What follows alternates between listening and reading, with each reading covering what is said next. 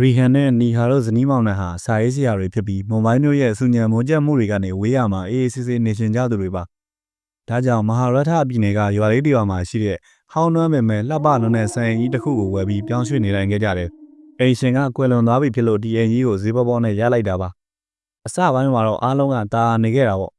ဒါပေမဲ့တရက်မှာတော့ရီဟန်ကပစ္စည်းတွေနေရာချရင်ရေအောက်ခန်းကထူးဆန်းတဲ့အတန်တစ်ခုကြားလိုက်ရတယ်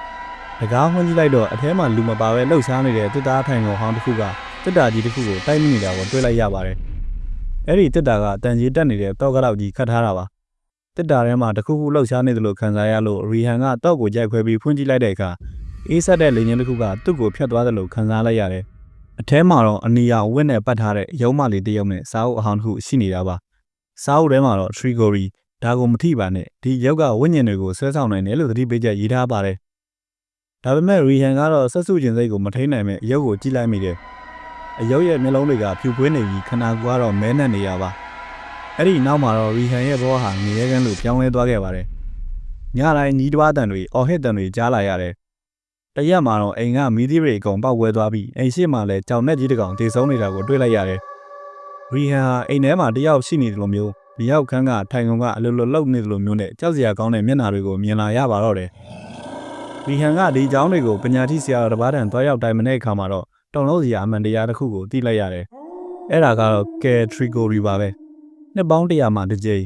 အေဘီလာအတွင်းမှာလာမင်းရဲ့အနေထား3မျိုးကြုံတတ်တဲ့အခါဒီမှောင်ဝင်စွမ်းအင်ဆိုကြီးကနိုးခလာပြီးပျက်စီးကျွန်းတွေကိုယူဆောင်လာတတ်တာပါ။လိုခဲ့တဲ့နှစ်ပေါင်း100ကလည်းဒီရုပ်ကိုသုံးပြီးဆုံးမတစ်ယောက်ကဒီစွမ်းအင်ကိုနိုးထစေခဲ့လို့ဘာသာ900ကျော်တည်ဆုံးခဲ့ဘူးလို့သိလိုက်ရပါတယ်။ဒီချိန်စာကနေလွတ်မြောက်ဖို့ဆရာတော်ကအိမ်မှာရစ်ပူဇော်ပွဲလုပ်ပေးခဲ့ပါတယ်။ဒါပေမဲ့ပူဇော်ပွဲလုပ်နေတော့မှ10ရီလောက်ရှိတဲ့ကြောက်စရာကောင်းတဲ့အိမ်မဲကြီးအိမ်ထဲကိုကျူးကျော်ဝင်ရောက်လာခဲ့တယ်။အိမ်ထဲကပစ္စည်းတွေအကုန်လှုပ်ခါလာပြီးကြောက်နဲ့တွေလည်းတစ်ကောင်နဲ့တစ်ကောင်တက်ဖြတ်ကြတဲ့အထိအရှင်တွေကဆိုးရွားလာပါတယ်